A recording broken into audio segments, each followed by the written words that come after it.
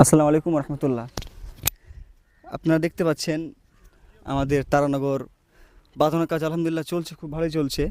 আর একদিকে নদীর পানি বাড়ছে, জানি না কী অবস্থা হবে, এই বস্তা কদিন টিকবে। আল্লাহকে দোয়া করি আল্লাহ যেন তারানগর বাসীকে আগের মতো যেন বিপদগ্রস্ত হতে না হয়।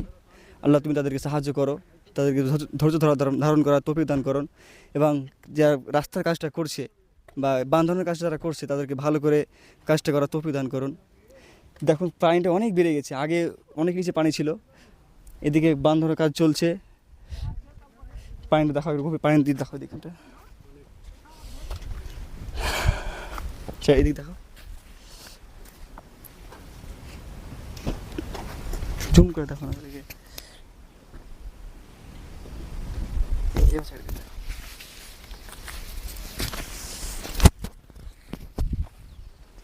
বস্তার দড়ি কি থাকবে, এ দড়ি কেটে দাও, কেটে দাও, বেশি করতে হবে না।